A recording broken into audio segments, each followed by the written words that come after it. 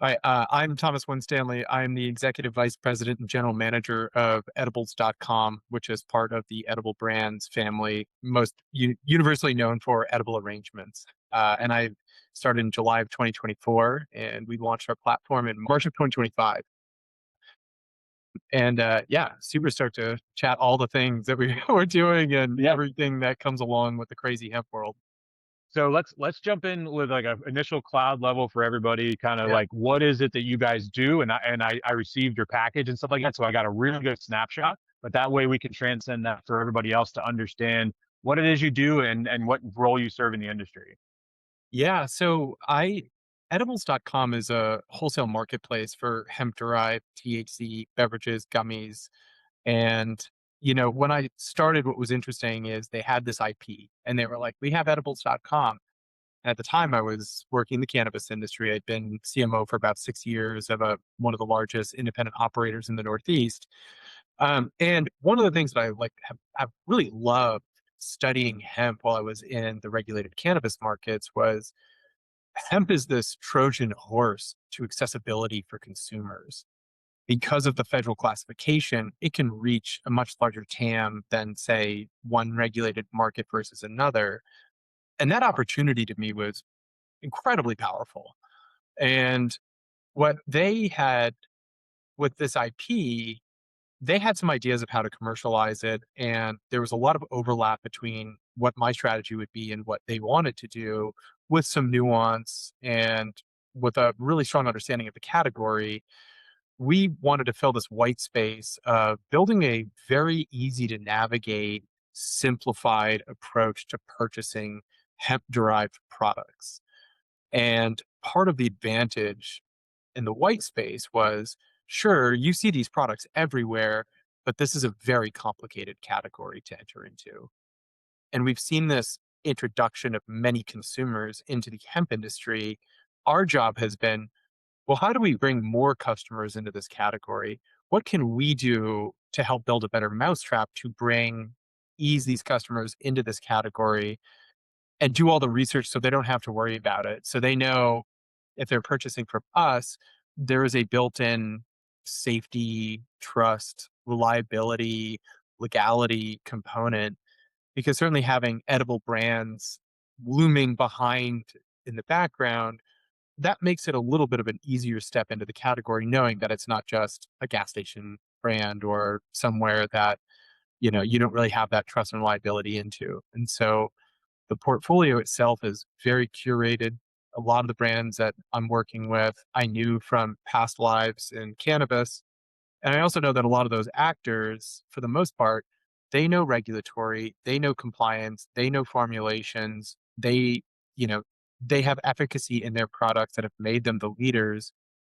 And so I get to culminate all of these kind of very interesting, insights within the category as somebody who watched from the outside to build the ideal platform as I see it, as a place where for anybody within, if you're a very well initiated consumer who knows these brands, these products, and know your dosing and all this stuff, well, we got stuff for you. If you're somebody who has no clue where to start, well, we can also help you there. And the last thing I'll share that I think is helpful in what that strategy wasn't really about come here and buy THC. Like that's kind of implied by the name edibles.com. And I think part of what my goal has been is help people shop based on their outcomes that they're seeking, not based on just go and get stoned and try it and see how you feel. I think a very key education point for consumers is don't just buy to get high, go buy for a functional health and wellness based outcome that these products can deliver to you. And I think in a lot of ways, we see this in functional beverages, where you're buying beverages based on the outcomes, whether it's a kombucha for gut health or Hilo for functional, relaxation, things like this. Well, we wanted to kind of take that model and scale it broadly with this category as part of that Trojan horse. And so that's really the genesis of where this all came about. And that's what we've been really marching towards for the last year and a half or so. I appreciate the way you laid it out because that's exactly why I reached out to you all. I mean, I've been in this space for a couple years now, and from the service side, from strategy and things like that. And there's been a lot of opportunities of e-commerce brands and things like that in the hemp space, but nothing that aligned with the mission Yeah, of the brands that I work with. And that was always the biggest hang up. And you have other ones that I won't name, any other platforms that exist for wholesale operations and things like that. But even then, they're not specifically to this niche of exactly what you just said. It's not about getting high and it's not about checking out. It's not about that traditional objective that you had when you were a binge drinker or you were drinking yeah. alcohol. And I'm speaking from somebody that works in the alcohol industry currently, so I can say You know this without it.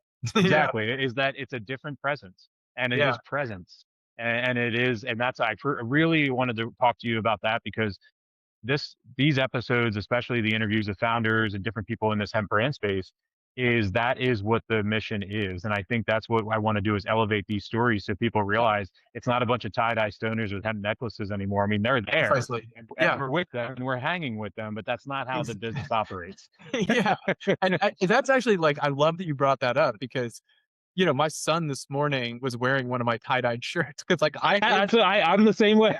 and I also, like, very much of a part of that culture. I've always been a part of that Yeah. culture, but I also think too, what is interesting to kinda go back to the point about alcohol, so I worked on Remy Martin's North Mm, American portfolio for a few years when I was in New York in advertising, and it's kind of ironic where you are not allowed to advertise getting drunk. Like, that is not a selling point. Is it an inherent insight to the products? Absolutely. But you're not allowed to sell that. And right now we're doing a lot of selling of getting high. And I think there's a lot of issues with that to some extent. And I think hemp is not that. And I mhm, want to stress that the way I see the category, where I see the future of policy, where I see a divide between regulated cannabis and regulated hemp, I think there are two different approaches to the consumers. And what we were really passionate about is the wellness side. I mean, as much as I love that culture, I also know that a lot of people who are coming into this category, they're not necessarily looking for that. And how do we build a category that has mass scale that is not focused on being stoned? And mhm, like, sure, being stoned is great. Like, I love it. I'm a non-school night user. We were talking about having kids. Like, yeah. I got a 4-year-old and a 2-year-old. Like, I like to be very conservative with my use these days. I still try a lot of products. I see a lot of good stuff. I see a lot of bad stuff. But I think what really needs the mechanism for growth in the category has to be a little bit more disciplined in the message. And I think by not having been so in the past few years in the hemp industry, we've run into a lot of these regulatory challenges. There's certainly people who do not ascribe to this value that I have. I'm not saying one value is right or Mhm. wrong, but I think my personal perception of what is helpful for the category growth is let's make sure we're providing a lot of good education and let's really use this plant to help offer wellness alternatives, which is really what is driving people in the category, whether it's alcohol replacement with beverages or some type of chew or edible for sleep aid. I think all of these things, I think we can do all of these things very rationally, reasonably, in a way that I think also lawmakers want to see. And so I think we've buried the lead a little bit in terms of the category. And that's where I think when we came in and the way I wanted to build this with the team here was let's really be dedicated to the wellness end. And let's be very focused and let's draw some lines in the sand, dosing caps on our website, the types of products we feature, making sure that we have a blend that falls into a category, not just some distillate gummy that is 30 milligrams or 50 milligrams. Let's be very prescriptive about what that portfolio needs to look like. And so far that served us well, but there also gives us room for broader expansion as time goes on. It's also interesting, like, over the past 5 years, I do a lot of interviews of, like, finding people's audience profiles and their target profiles, and a lot of people made a lot of assumptions years ago about what their target consumer was, and I think now that and I like your laugh there because it's true. A It's lot of just so people funny. know Yeah. in the last 12 months have had a real identity crisis, Yeah, I realizing that agree. their consumer sways way older than they really thought, Yeah. and realize that the get high and on your own supply thing is relevant to them because they have responsibilities in life. It's not. It's actually like if you don't ignore the data, our Yeah. consumers swinging way higher than we really thought as an industry, and we need to adapt our messaging accordingly. Well, I mean, and it's so funny because I get to, one of the things I love about this job is I get to talk to so many Mhm. CEOs and leaders of companies. And what is always so eye-opening to me is hearing them talk about who their customers are. And one of the one of the most interesting things about this category is, one, we haven't gone through price normalization, at least on beverages, I'll say. Gummies, I Yeah. think, and chews, we've seen a little bit more of a categorical price normalization because of the ability to produce these products and, the cogs that go into manufacturing these products. And what's interesting to me is I think part of what is driving what is this growth is we, the Nancy Reagan era generations who have always been told no are finally getting a chance to say yes. And I think they have been deprived of these things. I think, the boomer generation probably would have loved these products, We at a gotta we different gotta time. remember too, reefer madness was drilled into their brains at a Yeah. very vulnerable time in their life. Yeah, and I actually give, I did a presentation in Atlanta a few months ago, and I actually put up a huge photo of Nancy Reagan as one of the best marketers around this category because she did a great job communicating what she thought was right, which is just say no. And I think now we've really slowly chipped away at that perception. And I think everybody today knows somebody who likes a gummy or likes an infused beverage. And I think we're now seeing that group of individuals coming into the category. They have high discretionary income. They are learning, they're health conscious. They're learning that alcohol may have more adverse implications than previously understood. They're looking for alternatives, and then we just happen to be there.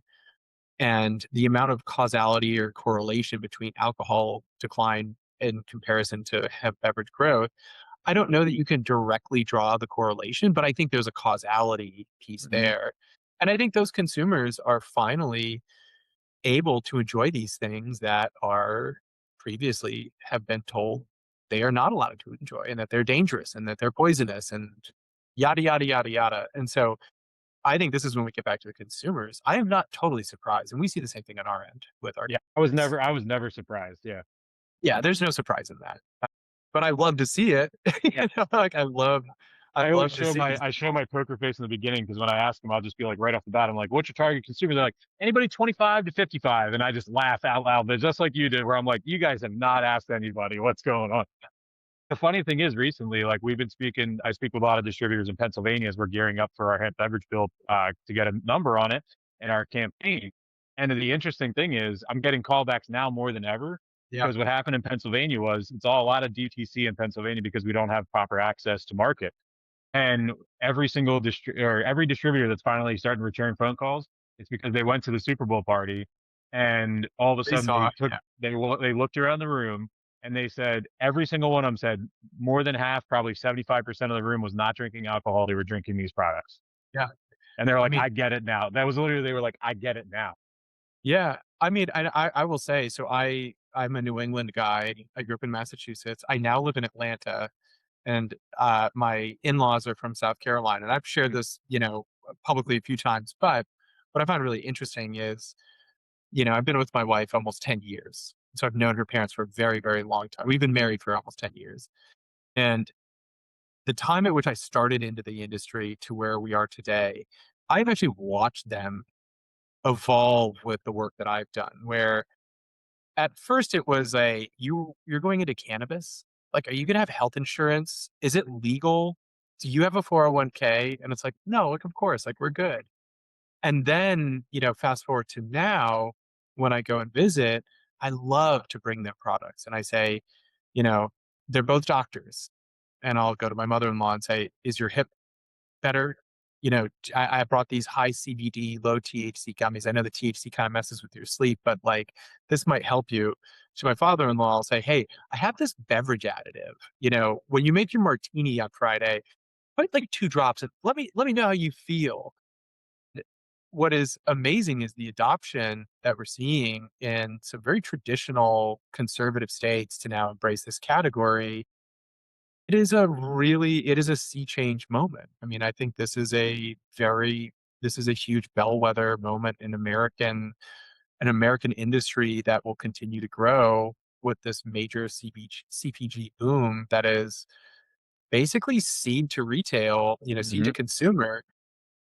And I think there's something really powerful about that. And I think again, with policy today, there's a lot that's going into kind of how it's being perceived at a federal level. But, my point being is that I think we are now seeing this massive influx of customers where, yeah, maybe there's still taboo if you go out and smoke a joint and you smell like it and you come inside and that may be off putting. But I don't think there's a part of this country today where somebody drinking an infused beverage or eating, an edible I don't think it carries the same baggage that it did 5 years ago, 3 years ago, maybe even 2 years ago.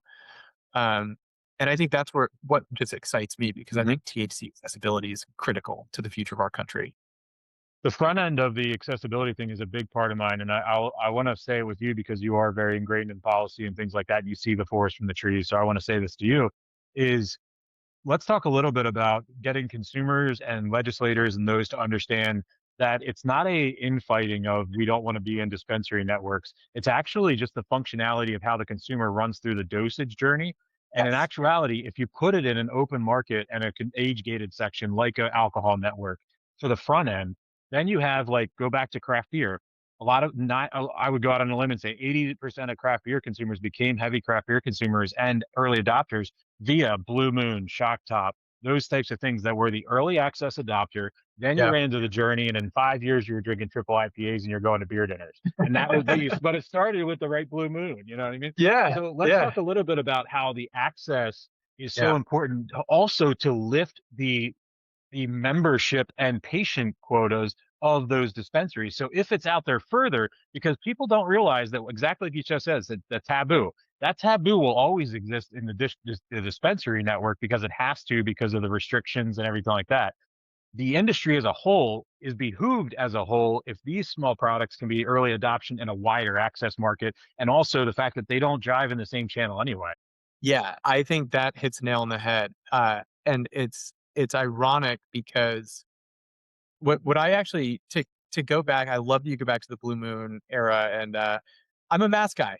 I grew up drinking Sam Adams, like, the first real Nashville craft brewing group, and Hmm. they were the ones who lobbied for higher production output to maintain classification of craft. Like, but even going back further, if you look to the repeal of the Volstead Act in 1933, when at the end of Prohibition, let us not forget beer was state by state regulated. And so this is something that I don't think is talked about enough in the public eye, where everybody's like, well, this is confusing and it's hard. And it's like, well, it should be, but also we have precedent here. And I'm not saying alcohol and hemp are one to one, but I think history is moves in a similar fashion. And so when it comes to accessibility, what I think is important, having been on the cannabis regulated market side, my company, Theory Wellness, who I worked with, when I started, we had two medical dispensaries in Massachusetts. When I left, we had 18 dispensaries across 6 states. Vertical integration, we did the whole thing. And I will tell you, the people who go to a dispensary, a lot of those people are going to a dispensary for a certain subset of products. They're looking for inhalables, they're looking for higher dosing. A lot of the consumers today are not necessarily they are still looking for those. There's a big subset of people who want that. But I think the consumers in the hemp category, they're not necessarily competition to dispensaries. They're people who want to do alcohol replacement, or they want to maybe stop taking melatonin and try CBN, CBD, and THC. They want an OTC experience for those products. And those products don't really make a ton of money for dispensaries today. Dispensary margins today are from high dosage, come from a lot of manufacturing a lot of manufacturing cogs that go into making those. Those are higher margin. And so we're meeting the consumer where they are. Well, if they're looking for a beverage that's going to be an alternative to alcohol, we'll put it into a liquor store because that's where they're going to go shop for it. And that's where we've conditioned them to shop. I think the same case can be made with edibles. I think edibles align much closer to a nutraceutical dietary supplement category where there's not the FDA approval to say that this is going to solve your sleep issues, but it may influence it in the same way that magnesium or Hmm. melatonin may. And so I think you have to build a regulatory framework that meets the customers where they are. We were chatting about the Philadelphia or the Pennsylvania discussions on policy. I think putting these products into a dispensary is actually going to be harmful to the dispensary. I think it's actually going to undermine their bottom line having to buy wholesale products that are going to be, they're treated very differently. Wholesale. Six of the space and storage needed. Yeah, and beverages, obviously you have a major storage input requirement. Um, just a quick story about beverages. So my last company, we were one of the first beverage manufacturers on the East Coast in the regulated cannabis market in Massachusetts. So Mass was the first recreational market. We were like second into the market by like a week. We built an in-house canning line. We developed our own products and recipe formulations. The brand's called High Five. We sold 1 million units in the first 6 months. And the first problem we had was, oh my gosh, dispensaries are not built to store pallets of beverages. And I was They like, they need they need deliveries like once or twice 2 to 3 times a oh, week, and that's a yeah. huge problem. Yeah, and I think, when I look forward to today's market, yeah, it actually makes a ton of sense for tier 3 to have some involvement in that. And I think the same thing can be said with edibles. I think in the same way that you can go online and order supplements, I think you should be able to buy, CBD hemp Mhm. infused gummies over the internet. Beverages doesn't really make a ton of sense because, I'll tell you from somebody who runs DTC that has beverages, that's not a great economic business. And, so I think there's this consumers want to shop for these products in the places that they're used to buying, comp products. Dispensaries don't make all of their money selling low dose products. They make most of the money selling high dose products. That to me is the bifurcation of reach. A lot of the people that are 55 and older, they're not necessarily going in to go buy high dose products. Sure, you can make a case that there are some people, like everything. However, at the end of the day, they want to go buy these things where it's convenient for their lifestyle. Mhm. If they want a package of wild Wana Camino sent to their door once a month, great. And they may want to grab Breeze or Can Trip at the local grocery store or at their liquor store where they're buying wine. And just this last week at WSWA's national conference, there was the CEO of Total Wine who was saying, this category isn't cannibalizing, it's actually melding, where it's not like people go in just to buy hemp beverages, they're buying hemp beverages with Coors Light or, Chardonnay or whatever it is. And so I think we're starting to get to this place Also, where, the new consumers on that is a key piece as well to his quote. It was like, I forget what it was, 30% is like where they're going is the 30% of the consumers who walk in the door going to the cat gondola. And then out of that 30%, 60% have never walked in the door before, something crazy like that. yeah. And again, like I think for me, it's like a path of least resistance and it's all based around the consumer. Right. I think as soon as, I've talked a lot about this, during press interviews about policy, but nobody wins from prohibition at this point. Nobody is going to have, people are so reliant on these products at this point, and it's so indexed in modern society that there is no step backwards that doesn't cause some very material consumer health issues. And that And to me is it's really a saving grace too for these other businesses. And I went through New Jersey and interviewed about 100 different retailers a couple months ago, and I wanted to know like how much they're selling of it, what their ratios are. These guys are giving me 20 to 30% of their revenue is being drawn out of hemp beverages. And then my last question that made two of them break down and cry in the middle of me face to face interviewing them was, "What would you do if this disappeared tomorrow?" ugh, yeah, that just, and honestly, Because what we're not realizing is while some places like the media wants to spin that alcohol is against cannabis, maybe the manufacturers are in some way that we can talk about, but it comes down to the trickle down of the tiers. Every distributor I speak to says this is a life-saving opportunity and a golden egg for us, and every retailer says exactly the same thing. yeah, and I think part of what has been very interesting about the hemp industry is if you look at going into, let's just say you make a beverage brand and you want to go to dispensaries, that is incredibly capital intensive. You need to get a license, you need to get co-packing agreements. Even if you make 5 milligram drinks, trying to compete in that channel is super difficult. And, I kind of alluded earlier to we kind of are curated brands. Like we have all Mhm. the big names.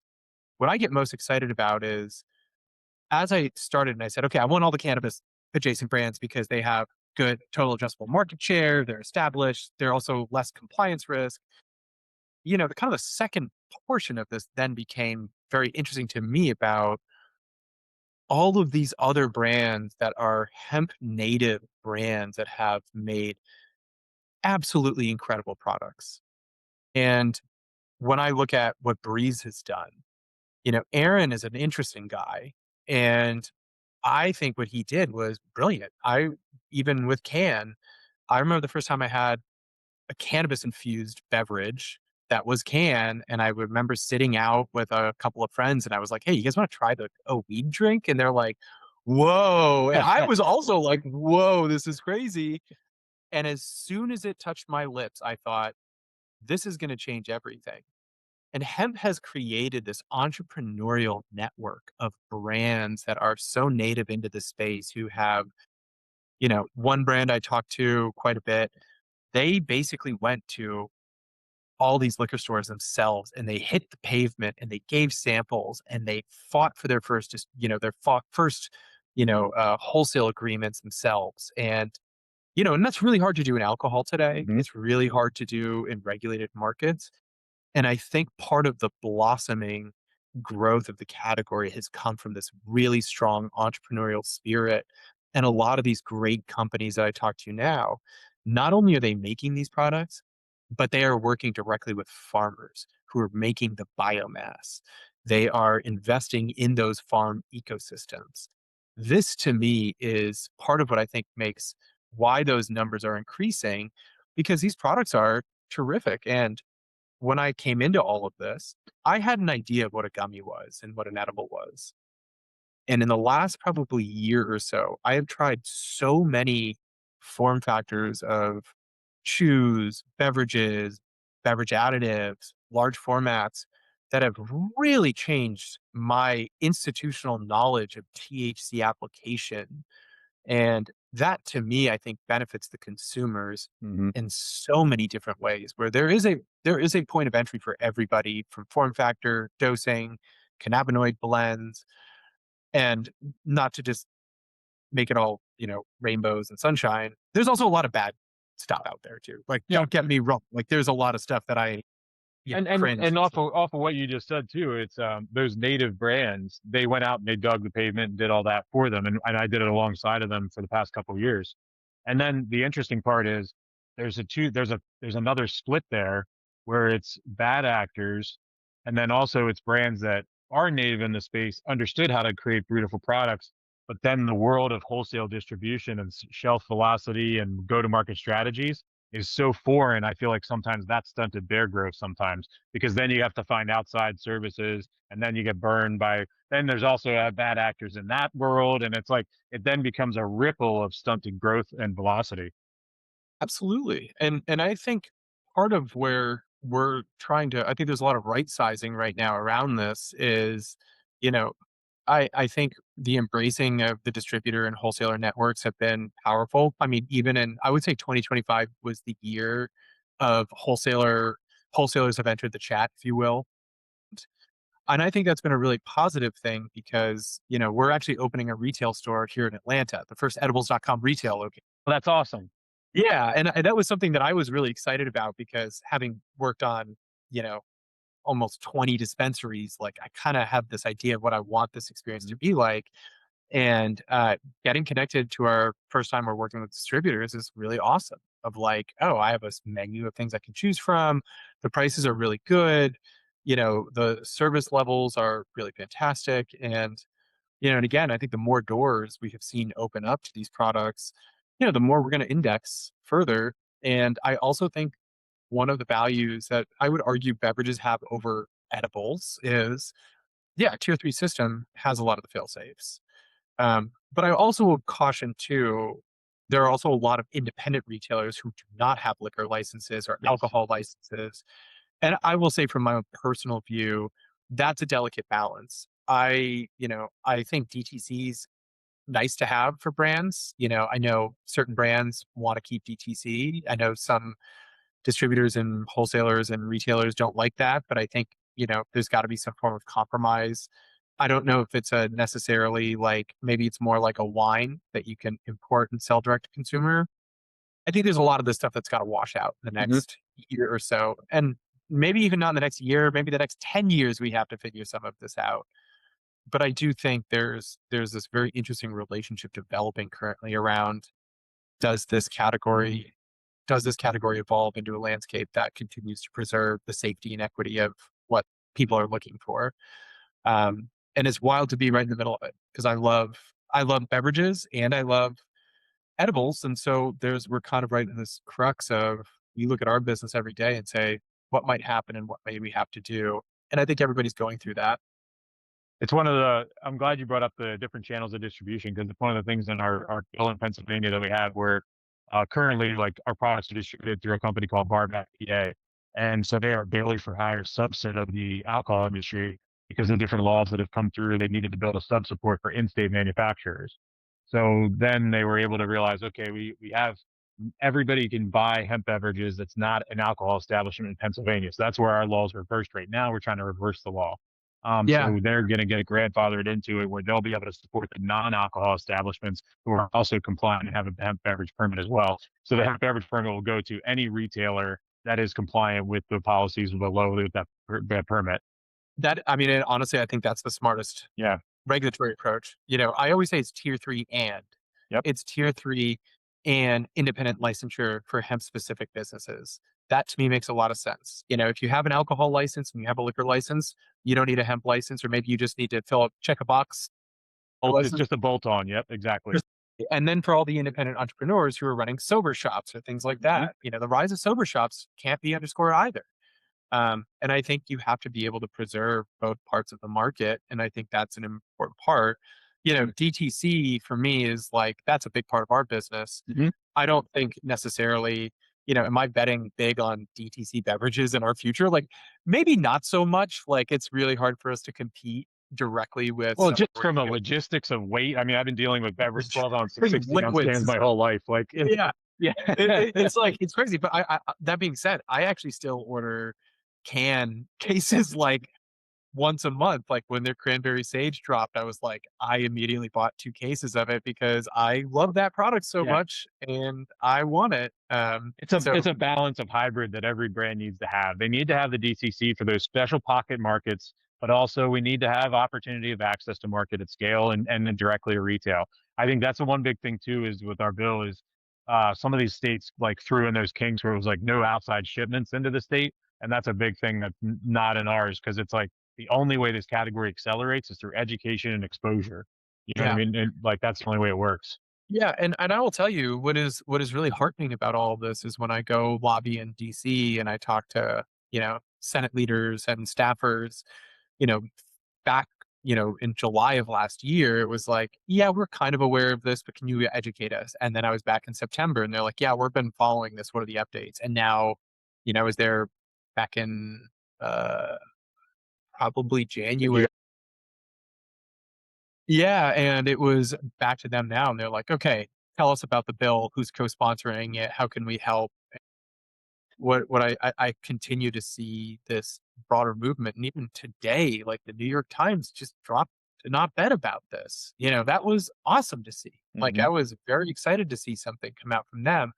And then like 3 days ago, they published something about cannabis and like a cannabis problem. And so, I think, you know, those two pieces from the New York Times is actually like the perfect it's like perfectly symbolic of what marks of confusion there is and what level of education that needs to continue to occur. And we want to help educate on these things. I mean, that's Mhm. part of what our goal is. And for states like yours, with Pennsylvania going through this, really good very symbolic of the regulatory bills being, brought forward. Yeah, like the dispensary thing, like that's a little crazy to me. Like I get it, Yeah. but it also shows that there's a lack of understanding of like what these things are and how they need to be treated somewhat cautiously, if that makes sense. It is, and when you package it the right way, the way lawmakers like to hear it, and you talk about revenue and taxation, the easiest parallel that I give them is like because I lived it from in the craft beer boom.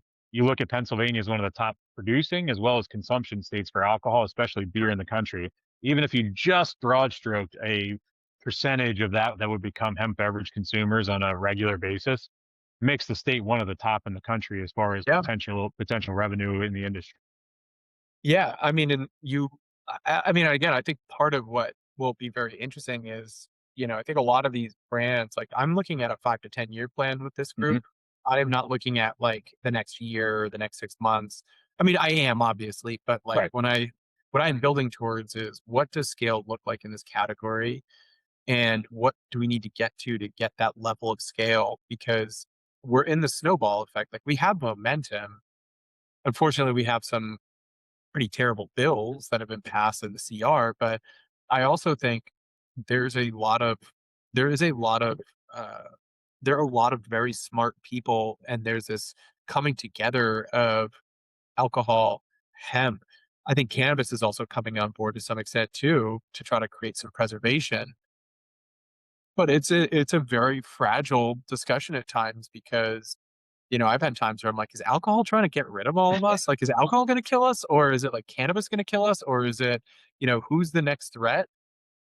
I've learned in the last probably 6 months or so is to say, no, actually, we all have to find the alignment here. And we all have to play within the margins of comfort to determine policy. And even though I'm edibles, I still talk to a lot of the beverage trades. I'm really close with folks on the Hemp Beverage Alliance, Mhm. Kava.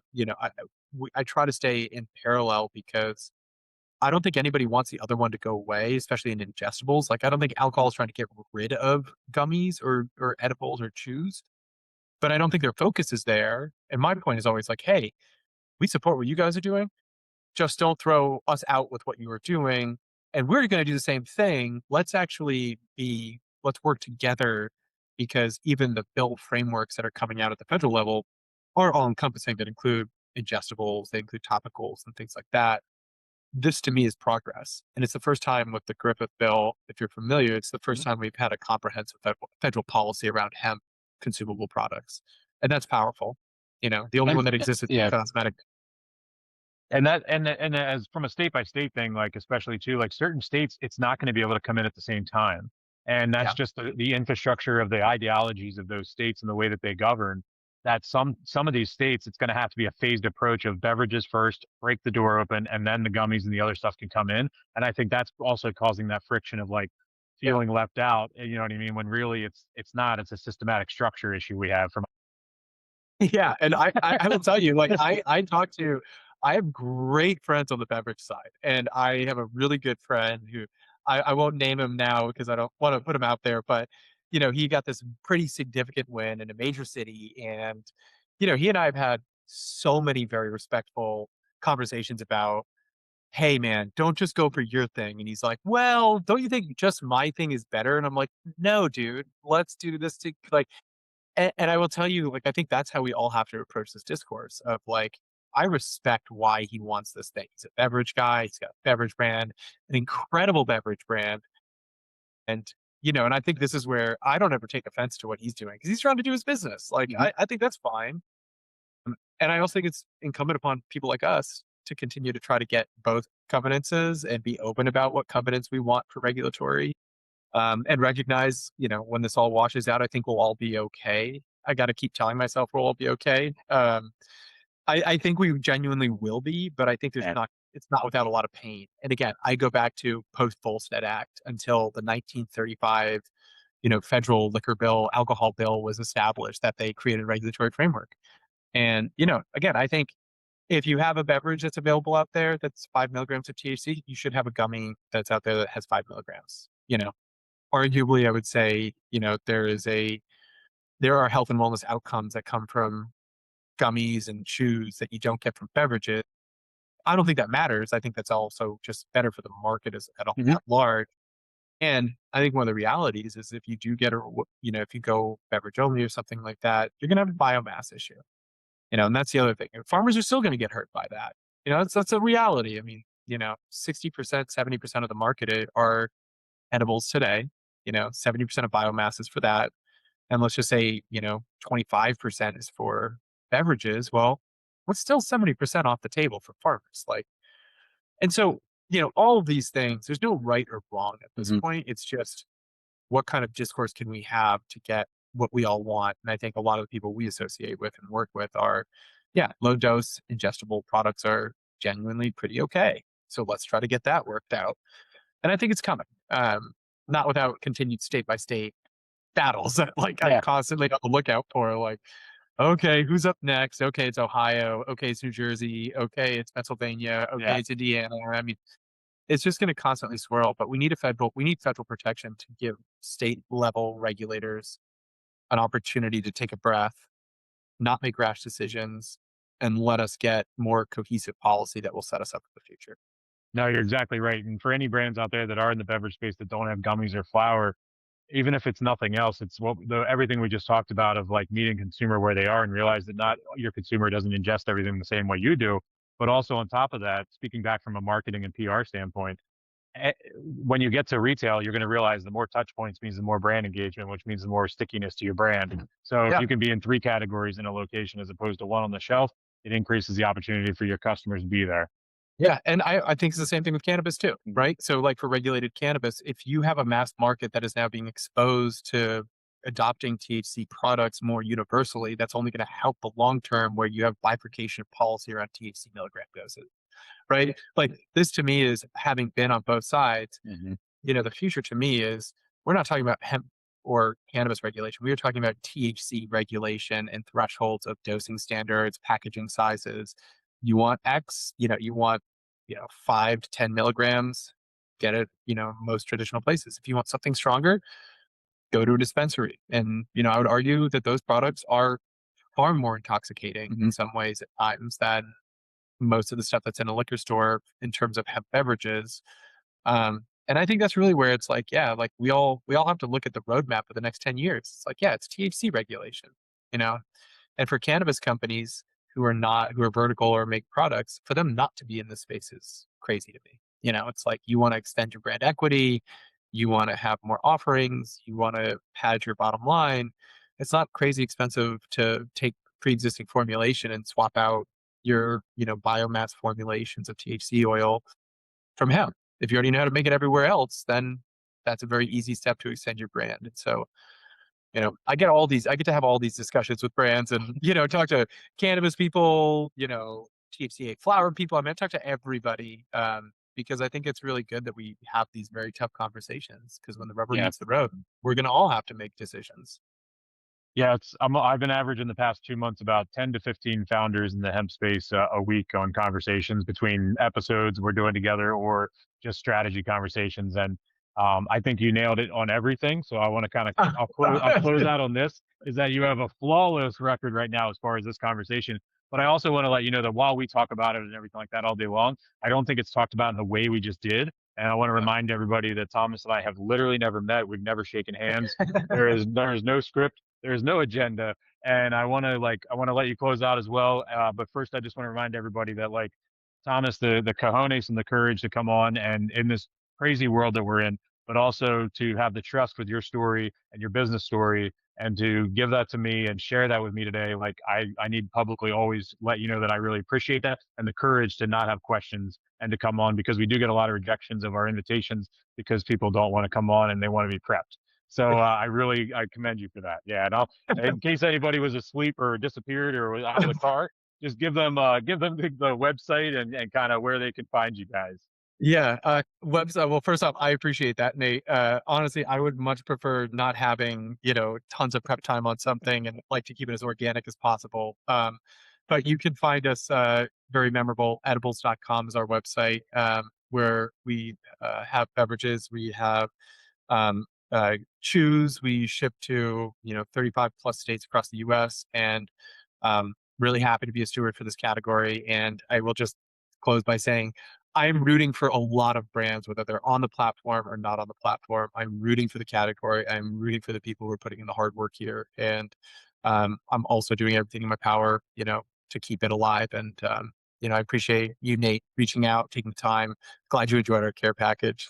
Um, so I'm still cruising through it. I've been taking it in doses, but I'm loving what I'm going to experience so far. And not to mention my big ass head. That hat was fantastic. So oh, yeah. Oh, yeah. awesome. I'm glad you liked it. Yeah, that was, yeah, always you know what, like, I'm like, Are people gonna wear a hat that says edibles.com on it?" Like, I don't Oh know. yeah. I do on the weekends, so and I get a lot of looks from people, but, I'll um say it. I do it no sponsorship, so this is an organic conversation, but I wear it. I'll tell everybody I do wear it. Oh, I appreciate it. Well, Nate, it's been such a pleasure Yes. chatting with you, and, hopefully we can touch base again in a couple of months once hopefully dust settles, and, good luck in Pennsylvania. I know you guys have a big run ahead of you. Absolutely. And I'll send you some emails with some next steps as far as the episode goes and all that stuff. But I want to thank you again and kind of closing out for everybody. We live in this beautifully destructive world. There's a lot of opportunities, but the biggest thing you can control is not being a piece of shit out in public. So look a stranger in the eye as you're walking down the street, hold a door for a stranger, male, female, German Shepherd, it doesn't matter, and ask the stranger how they're doing today and actually pause and wait and give a shit about what their response is. So thank you again, Thomas, for your time today and your courage. And everybody just keep being good out there and put those positive vibes out in the world. Awesome. All Cheers. right. You have a good rest of your day. Thanks, buddy. All right. See you, Nate.